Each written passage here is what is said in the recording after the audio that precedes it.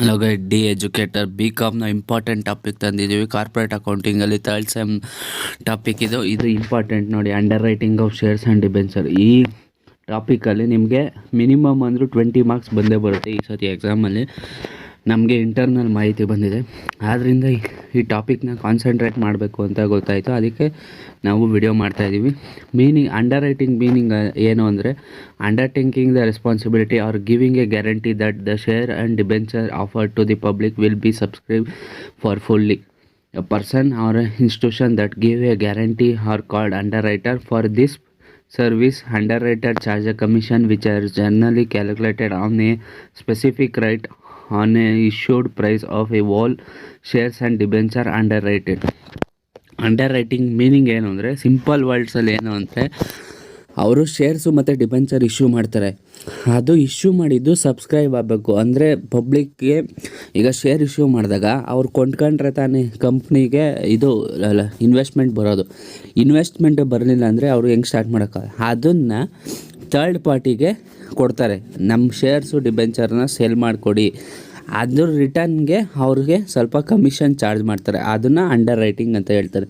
ನೋಡಿ, ಇದರಲ್ಲಿ ಶೇರ್ಸು ಮತ್ತು ಡಿಬೆಂಚರು ಟೇಕ್ ಅವೇ ಮಾಡಲಿಲ್ಲ ಅಂದರೆ ಏನಾಗುತ್ತೆ ಅಂದರೆ, ಈಗ 90%ಗಿಂತ ಆ್ಯಸ್ ಪರ್ ಕಂಪನೀಸ್ ಆ್ಯಕ್ಟ್ 2013 90%ಗಿಂತ ಸಬ್ಸ್ಕ್ರೈಬ್ ಆಗಲಿಲ್ಲ ಅಂದರೆ ಕಂಪನಿ ಶೇರ್ಸು ಪಬ್ಲಿಕ್ ಇಶ್ಯೂ ಮಾಡಿರೋದು, ಇನಿಷಿಯಲ್ ಪಬ್ಲಿಕ್ ಇಶ್ಯೂ ಮಾಡಿರೋದು, ಆವಾಗ ಪೂರ್ತಿ ಕಮೆನ್ಸ್ಮೆಂಟ್ ಸರ್ಟಿಫಿಕೇಟ್ನ ಇಶ್ಯೂ ಮಾಡಲ್ಲ ಕಂಪನಿ ಆ್ಯಕ್ಟಲ್ಲಿ.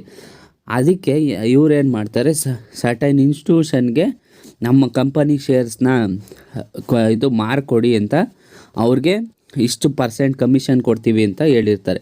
ಸರ್ಟೈನ್ ಕಂಪನಿ ಯಾವ್ಯಾವು ಅಂತ ಸ್ವಲ್ಪ ಎಕ್ಸಾಂಪಲ್ ಕೊಟ್ಟಿದ್ದೀನಿ ನೋಡಿ. IDBI ಮತ್ತು UTI, ಆಮೇಲೆ LIC, IFC ಮತ್ತು ನ್ಯಾಷನಲೈಸ್ ಬ್ಯಾಂಕು, ಇವುಗಳು ಆ್ಯಕ್ಟ್ ಮಾಡುತ್ತೆ ಕಂಪನಿ ಪರವಾಗಿ. ಯಾಕೆ ಅಂದರೆ ಅವ್ರ ಶೇರ್ಸ್ನ ಸಬ್ಸ್ಕ್ರೈಬ್ ಮಾಡಿಸ್ಕೊಳ್ಳೋಕ್ಕೆ ಆ್ಯಕ್ಟ್ ಮಾಡುತ್ತೆ. ಯಾಕೆ ಈ ಥರ ಎಲ್ಲ ಕಂಪ್ನಿಯವ್ರು ಮಾಡೋದು ಅಂದರೆ, ಈಗ ನೋಡಿ, ನಾನೇ ಹೋಗಿ ಈಗ ಕಂಪನಿ ಸ್ಟಾರ್ಟ್ ಮಾಡಿರ್ತೀನಿ ಅಂದರೆ ಅದು ಪೂರ್ತಿ ಸಬ್ಸ್ಕ್ರೈಬ್ ಆಗಿರಲ್ಲ. ಅದಕ್ಕೋಸ್ಕರ ಈ ಥರ ಎಲ್ಲ ಮಾಡ್ತಾರೆ. ಟೈಪ್ಸ್ ಆಫ್ ಅಂಡರ್ ರೈಟ್, ಇದರಲ್ಲಿ 3 ಟೈಪ್ ಇದೆ. ಮೇನ್ಲಿ 3 ಟೈಪ್ ಇದೆ. Full under writing, partly under writing, firm under writing. ಮುಂದೆ ಹೇಳ್ತಾ ಹೋಗ್ತೀನಿ. ಅಂಡರ್ ರೈಟಿಂಗ್ ಹೆಂಗೆ ಇಂಪಾರ್ಟೆಂಟು ಅಂದರೆ, ಈಗ ನಾನು ಹೊಸ ಕಂಪನಿ ಸ್ಟಾರ್ಟ್ ಮಾಡಿರ್ತೀನಿ ಅಂದ್ಕೊಳ್ಳಿ. ನಾನು ಒಂದೇ ಸತಿ 1 ಕೋಟಿ ಇನ್ವೆಸ್ಟ್ಮೆಂಟ್ ತರೋಕ್ಕಾಗಲ್ಲ. ಅದಕ್ಕೆ ಏನು ಮಾಡ್ತೀನಿ, ನಾನು ಇನ್ವೆಸ್ಟ್ಮೆಂಟ್ನ ಪಬ್ಲಿಕ್ಕಿಂದ ಸೀಕ್ ಮಾಡೋಕ್ಕೆ ನಾನು ಇಶ್ಯೂ ಮಾಡ್ತೀನಿ ಶೇರ್ನ. ಅದನ್ನು ಸಬ್ಸ್ಕ್ರೈಬ್ ಮಾಡ್ಕೊಳ್ಳಿ, ನನಗೆ ಇನ್ವೆಸ್ಟ್ಮೆಂಟ್ ಬರೋಲ್ಲ, ಆವಾಗ ಕಂಪ್ನಿ ಸ್ಟಾರ್ಟ್ ಮಾಡೋಕ್ಕಾಗಲ್ಲ. ಫುಲ್ ಅಂಡರ್ ರೈಟರ್ ಅಂದರೆ, under right the full of the shares of debenture of a company. ಅಂದರೆ ಈಗ ನಾನು ಒಂದು ಎಕ್ಸಾಂಪಲ್ ಇಟ್ಕೊಳ್ಳಿ. 1 ಲಕ್ಷ ಈಕ್ವಿಟಿ ಶೇರ್ ಇರುತ್ತೆ, ಏನೋ 10 ರೂಪಾಯಿ ಪರ್ ಶೇರು ಸೆಲ್ ಮಾಡ್ತೀವಿ ಅನ್ಕೋ. ಆ ಪೂರ್ತಿ ಶೇರ್ನ ಅಂಡರ್ ರೈಟಿಂಗ್ ಮಾಡುತ್ತೆ ಯಾವುದು, IDBI. In this case full under writing ಅಂದರೆ ಪೂರ್ತಿ ಶೇರ್ನ ಅವ್ರಿಗೆ ಕೊಟ್ಬಿಡೋದು. ಈಗ IDBI ಅವ್ರಿಗೆ ಕೊಟ್ಬಿಡೋದು, ನನಗೆ ಇಷ್ಟು ಸೇಲ್ ಮಾಡಿಕೊಡಿ ಅಂತ. ಇದು ಸೆಲ್ ಮಾಡಿಕೊಡಲಿಲ್ಲ ಅಂದರೆ IDBI ಅವರೇ ರಿಮೈನಿಂಗ್ ಯಾವ್ದು ಸೆಲ್ ಮಾಡಿರಲ್ಲ ಅಲ್ಲ, ಅದನ್ನು ಅವರೇ ಕೊಂಡ್ಕೊಬೇಕಾಗುತ್ತೆ. ಮತ್ತು ಪಾರ್ಟ್ಲಿ ಅಂಡರ್ ರೈಟಿಂಗ್ ಅಂದರೆ, if under writer only part of the shares of debenture and of a company is ಅವ್ರು ತಗೊಂಡ್ರೆ ಅದು ಪಾರ್ಟ್ಲಿ ಅಂಡರ್ ರೈಟರ್. ಅಸ್ಯೂಮ್ ಈಗ 1 ಲಕ್ಷ ಶೇರ್ ಇರುತ್ತೆ, ಅದೇ ಸೇಮು 10 ರೂಪಾಯಿ ಪರ್ 80% ಮಾತ್ರ IDBI ಅವರು ತಗೊಂತಾರೆ. ಆವಾಗ ಪಾರ್ಟ್ಲಿ ಅಂಡರ್ ರೈಟರ್ ಅಂದರೆ 80,000 ಶೇರ್ಸು. ಈಗ ಏನಾನ ಫಾರ್ ಎಕ್ಸಾಂಪಲ್ 80,000 ಶೇರ್ಸಲ್ಲಿ 60,000 ಶೇರ್ ಮಾತ್ರ ಪಬ್ಲಿಕ್ಕಿಂದ ಇಶ್ಯೂ ಅಂದರೆ ರಿಕ್ವೆಸ್ಟ್ ಬಂದಿರುತ್ತೆ, ಅಪ್ಲಿಕೇಶನ್ ಬಂದಿರುತ್ತೆ. ಇನ್ನು 20,000 ಹಂಗೆ ರಿಮೈನಿಂಗ್ ಇದ್ದರೆ, ಆ 20,000 ಶೇರ್ಗೆ ಯಾರು ಗ್ಯಾರಂಟಿ ಅಂದರೆ IDBI ಅವರೇ ಗ್ಯಾರಂಟಿ, ಅವರೇ ಆ ಶೇರ್ನ ಕೊಂಡ್ಕೊಬೇಕಾಗುತ್ತೆ. ಅದು ಒಂದು ಇಂಪಾರ್ಟೆಂಟ್ ಅಡ್ವಾಂಟೇಜು ಅಂಡರ್ ರೈಟಿಂಗ್ ಮಾಡೋದ್ರಿಂದ. ಫರ್ಮ್ ಅಂಡರ್ ರೈಟಿಂಗ್ ಅಂದರೆ, if under writer make A definite commitment to take a specific number of shares and debenture irrespective of result of a public response to the issue, it is called firm underwriting. For example, ನೋಡಿ, example ಏನು ಅಂದರೆ, 1 lakh share ಇರುತ್ತೆ, 10 ರೂಪಾಯಿ ಅಂದ್ಕೊಳ್ಳಿ, 80% issue ಮಾಡಿರ್ತಾರೆ IDBI with definite of 10 share firm under writing. ಅಂದರೆ ಈಗ 1,00,000 share ಇರುತ್ತೆ, ಪಾರ್ಟ್ಲಿ ಅಂಡರ್ ರೈಟಿಂಗ್ 80,000 ಶೇರ್ ಇರುತ್ತೆ. ಅದರಲ್ಲಿ ಅವ್ರು ಏನನ್ನ ಪಬ್ಲಿಕ್ ಅವರು ಕೊಂಡ್ಕೊಳ್ಳಲಿಲ್ಲ ಅಂದರೂ ನಾನು 10,000 ಶೇರ್ ನನಗೇ ಬೇಕು, ಅವರೇ ಇಂಟ್ರೆಸ್ಟ್ ಆಗಿ ತೊಗೊತಾನೆ. ಅಡ್ವಾಂಟೇಜ್ ಏನು ಅಂಡರ್ ರೈಟಿಂಗ್ ಮಾಡೋದ್ರಿಂದ? ನಾನು ಮುಂಚೆನೇ ಹೇಳಿದ್ದೀನಿ, ಗ್ಯಾರಂಟಿ ಆಫ್ ಫುಲ್ ಸಬ್ಸ್ಕ್ರಿಪ್ಷನ್. ಅಂದರೆ ನೋಡಿ, ಈಗ ಅಡ್ವಾಂಟೇಜ್ ಏನು ಅಂದರೆ, ಈಗ ನೋಡಿ 1,00,000 ಶೇರ್ ಇಶ್ಯೂ ಮಾಡಿರ್ತಾರೆ, ಇಲ್ಲ 80,000 ಶೇರ್ ಇಶ್ಯೂ ಮಾಡಿರ್ತಾರೆ. ಆ ಇಶ್ಯೂ ಮಾಡಿರೋದು ಏನನ್ನ ಬರೀ 60,000 ಬಂದರೆ ಇನ್ನು 20,000 ರಿಮೈನಿಂಗ್ ಇರೋದು ಅಂಡರ್ ರೈಟರೇ ತೊಗೊತಾನೆ. ಅವಾಗೇನಾಗುತ್ತೆ, ಫುಲ್ ಸಬ್ಸ್ಕ್ರಿಪ್ಷನ್ ಆಗುತ್ತಾ ನಿಮಗೆ, ಮತ್ತು ಅವನು ರೆಸ್ಪಾನ್ಸಿಬಲ್ ಆಗ್ತಾನೆ. ಆಮೇಲೆ ಬೂಸ್ಟ್ ಆಫ್ ಕಾನ್ಫಿಡೆನ್ಸ್ ಆಫ್ ಇನ್ವೆಸ್ಟರ್, ಅಂದರೆ ಈಗ ಫುಲ್ ಸಬ್ಸ್ಕ್ರಿಪ್ಷನ್ ಆಗೋದ್ರಿಂದ ಕಾನ್ಫಿಡೆನ್ಸ್ ಬಿಲ್ಡ್ ಆಗುತ್ತೆ, ಮತ್ತು ಶೇರ್ ಹೋಲ್ಡರ್ ವ್ಯಾಲ್ಯೂನೂ ಇನ್ಕ್ರೀಸ್ ಆಗುತ್ತೆ. ಮತ್ತು ಎಕ್ಸ್ಪರ್ಟ್ ಫೈನಾನ್ಷಿಯಲ್ ಅಡ್ವೈಸ್, ಅಂದರೆ ಅಂಡರ್ ರೈಟರ್ಗಳು ಏನು ಆ್ಯಕ್ಟ್ ಮಾಡ್ತಾರೆ, ಫೈನಾನ್ಷಿಯಲ್ ಅಡ್ವೈಸರಾಗಿ ಆ್ಯಕ್ಟ್ ಮಾಡ್ತಾರೆ ಇನ್ವೆಸ್ಟರ್ಗೂ ಮತ್ತು ಕಂಪನಿಗೆ. Provision payment of underwriting commission, ಇದಕ್ಕೆ ಅಂಡರ್ ರೈಟಿಂಗ್ ಸರ್ವಿಸ್ ಪ್ರೊವೈಡ್ ಮಾಡೋದಕ್ಕೆ ಸರ್ಟೈನ್ ಕಮಿಷನ್ನ ಪ್ರಾವಿಷನ್ಸ್ ಇರುತ್ತೆ ನೋಡಿ. Section 76 of companies act laid down certain condition related to payment of underwriting commission which will be complain with this as payment of commission should be authorised by the article of association. ಅಂದರೆ ಅವರು mention ಮಾಡಬೇಕು, ಇದು ಪ್ರಾಸ್ಪೆಕ್ಟರ್ mention ಮಾಡಬೇಕು, ನಾವೆಷ್ಟು commission ಕೊಡ್ತೀವಿ ಇವನು ಇದನ್ನು sale ಮಾಡಿಕೊಟ್ರೆ. ನೋಡಿ ಇಲ್ಲಿ, commission paid or agreed to the payment does not exceed 5% in the case of shares and 2.5 in the case of debenture. ಅಂದರೆ ಈಗ 5% ಮಾತ್ರ ಕಮಿಷನ್ ಪೇ ಮಾಡಬೇಕು ಶೇರನ್ನು ಅವನು ಮಾರಿಕೊಟ್ರೆ, ಮತ್ತು 2.5 ಡಿಬೆಂಚರ್ ಮಾರಿಕೊಟ್ರೆ. ಅಂದರೆ amount or a rate of commission should be disclosed ಅದೇ ಪ್ರಾಸ್ಪೆಕ್ಟರಲ್ಲಿ ಡಿಸ್ಕ್ಲೋಡ್ ಮಾಡಬೇಕು. ನಂಬರ್ ಆಫ್ ಶೇರ್ ಎಷ್ಟು ಅವ್ರು ಕೊಟ್ಟಿದ್ದಾರೆ ಅಂತಲೂ ಡಿಸ್ಕ್ಲೋಡ್ ಮಾಡಬೇಕು. ಕಾಂಟ್ರಾಕ್ಟಲ್ಲಿ ಎಲ್ಲ ಡಿಸ್ಕ್ಲೋಡ್ ಆಗಬೇಕು.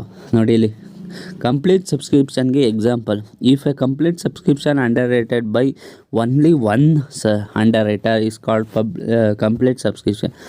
ಇಫ್ 20,000 ಶೇರು ₹10 ಅನ್ನಂಗೆ ಇಟ್ಕೊಂಡ್ರೆ issued underwriter by X company, public applied for 19,000 share, calculate the liabilities of underwriter. ಅಂದರೆ ಈಗ 20,000 ಇದೆ, 19,000 ಶೇರ್ಗೆ ಮಾತ್ರ ಅಪ್ಲಿಕೇಶನ್ ಬಂದು ಅನ್ಸಬ್ಸ್ಕ್ರೈಬ್ಡ್ ಎಷ್ಟು 1,000. ಆ 1,000ಕ್ಕೆ ಯಾರು liable? X underwriter liable, ಅವನೇ ಕೊಂಡ್ಕೊತಾನೆ. ಅದೇ ನೋಡಿರೋದು, A will be a liable to take all the share remaining unsubscribed whereas 1,000 ಅಂದರೆ ಆ 1,000 ಶೇರ್ಗೆ ಅವನು subscriber. If all of the shares is underrated by 2 or more underwriter, ಆ ಕೇಸಲ್ಲಿ ಏನಾಗುತ್ತೆ? If all of the shares underrated by 2 or more, net of the individual underwriter will be determined. Find out the gross liabilities of individual underwriter. ಇದಕ್ಕೆ ಏನು ಮಾಡ್ತಾರೆ? Number of shares divided by debenture issued by a company of or debenture share of a company underwrited. ಅದಕ್ಕೆ ಏನು mark ಅಪ್ಲಿಕೇಶನ್ನ minus ಮಾಡಿ ಮತ್ತು unmark ಅಪ್ಲಿಕೇಶನ್ನ minus ಮಾಡಿದ್ರೆ ನಮಗೆ ಗ್ರಾಸ್ ಲಯಬಿಲಿಟೀಸ್ ಬರುತ್ತೆ. ಅದಕ್ಕೆ ಮಾರ್ಕ್ ಅಪ್ಲಿಕೇಶನ್ನ ಲೆಸ್ ಮಾಡಿದ್ರೆ ನಮಗೆ ಕ್ಲಿಯರ್ ಪಿಕ್ಚರ್ ಸಿಗುತ್ತೆ. ಅಂದರೆ ಮಾರ್ಕು ಅನ್ಮಾರ್ಕ್ ಅಂತ ಅಪ್ಲಿಕೇಶನ್ ಏನು ಅಂದರೆ, ಈಗ ಅಂಡರ್ ರೈಟರ್ ಕಡೆಯಿಂದ ಬಂದಿರುತ್ತೆ, ಅಂಡರ್ ರೈಟರ್ ಕಡೆಯಿಂದ ಬಂದಾಗ ಅವರು ಒಂದು ಸೀಲ್ ಹೊತ್ಬಿಟ್ಟು ಅದನ್ನು ಆಥರೈಸ್ ಮಾಡ್ತಾರೆ. ಅಂದರೆ ಆ ಶೇರ್ ಪಬ್ಲಿಕ್ಕಿಂದ ಸಬ್ಸ್ಕ್ರಿಪ್ಷನ್ ಆಗಿರುತ್ತೆ, ಗೊತ್ತಾಗಬೇಕು ಎ ಕಂಪನಿ ಅಂಡರ್ ರೈಟರಿಂದ ಬಂದಿದೆಯಾ, ಬಿ ಕಂಪನಿ ಅಂಡರ್ ರೈಟರಿಂದ ಬಂದಿದೆಯಾ. ಆ ಡಿಫ್ರೆನ್ಷಿಯೇಟ್ ಮಾಡೋಕ್ಕೆ ಮಾರ್ಕ್ ಅಪ್ಲಿಕೇಶನ್ ಅಂತ ಬರುತ್ತೆ. ಮಾರ್ಕ್ ಅಪ್ಲಿಕೇಶನ್ನ ಅವರು ಈ ಥರ ಡಿವೈಡ್ ಮಾಡ್ತಾನೆ. Partly is done by once under writer, ಅಂದರೆ ಇದಕ್ಕೂ ಹಂಗೆ ಮಾರ್ಕ್ ಅನ್ಮಾರ್ಕಲ್ಲಿ ಡಿವೈಡ್ ಮಾಡ್ತಾರೆ. ಮಾರ್ಕ್ ಎಷ್ಟಿರುತ್ತೆ, ಅನ್ಮಾರ್ಕ್ ಎಷ್ಟಿರುತ್ತೆ. ಅನ್ಮಾರ್ಕಲ್ಲಿ ಫರ್ಮ್ ಅಂಡರ್ ರೈಟಿಂಗ್ ಎಷ್ಟು, ರಿಮೈನಿಂಗ್ ಎಷ್ಟು ಇಂಡಿವಿಜುವಲ್ ಅಂಡರ್ ರೈಟರ್ ತಲೆ ಮೇಲೆ ಬರುತ್ತೋ ಅದನ್ನು ಅವನು ತಗೊಬೇಕಾಗುತ್ತೆ. ಇಲ್ಲಿ ನೋಡಿ ಎಕ್ಸಾಂಪಲು, 20,000 ಶೇರ್ ಇದೆ, 80% ಎಕ್ಸ್ ಕಂಪನಿಯವರು ತೊಗೊಂಡಿದ್ದಾರೆ, ಅಂಡರ್ ರೈಟಿಂಗ್ ಮಾಡಿದ್ದಾರೆ.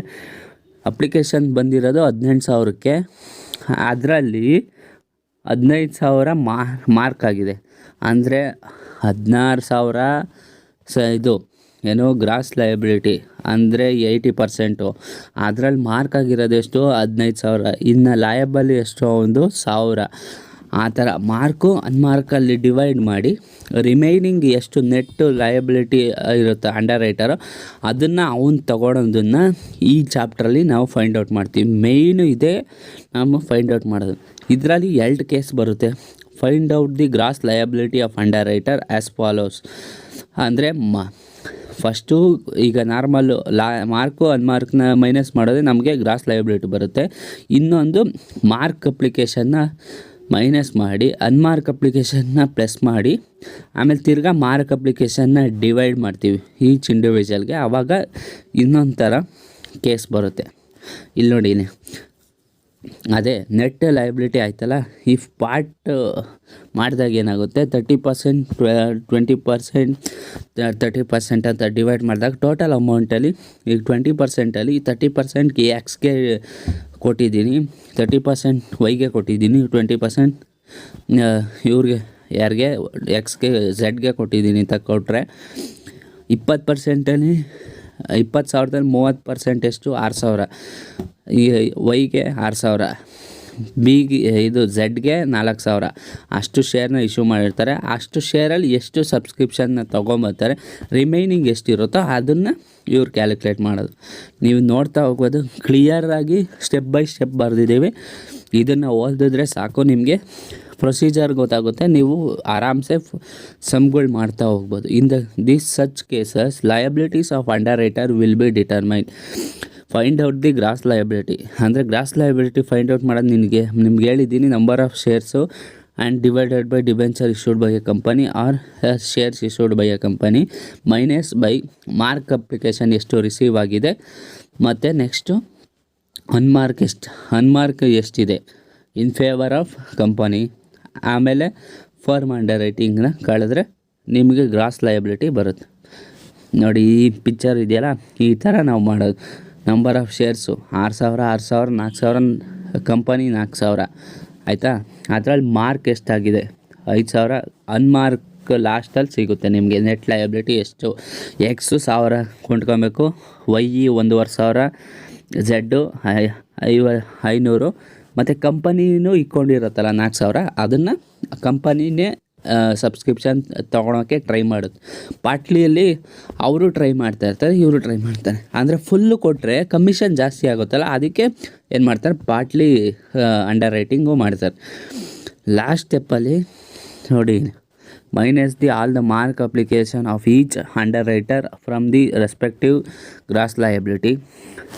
ಫಾರ್ ಎಕ್ಸಾಂಪಲ್ ನೋಡಿ, 20,000 ಶೇರ್ಸಲ್ಲಿ 30%, 20% ಅಂದರೆ ನಾನು ಹೇಳ್ತಾ ಇದ್ದೀನಿ 6,000, 4,000, 4,000 ಅಂದರೆ ಕಂಪನೀಸು. ರಿಮೈನಿಂಗ್ 20% ಕಂಪನೀಸ್ ಆಗುತ್ತೆ. ಆಮೇಲೆ ಅದರಲ್ಲಿ ಎಷ್ಟು ಸಬ್ಸ್ಕ್ರಿಪ್ಷನ್ ಬಂದಿದೆ ಅಂತ ನಾವು ನೋಡ್ತಾ ಹೋದರೆ, ಇದು 6,000ದಲ್ಲಿ ನಾವು ರಿಮೈನಿಂಗ್ ಸಬ್ಸ್ಕ್ರಿಪ್ಷನ್ನ ಮೈನಸ್ ಮಾಡಿದ್ರೆ ನಮಗೆ ಸಿಗುತ್ತೆ.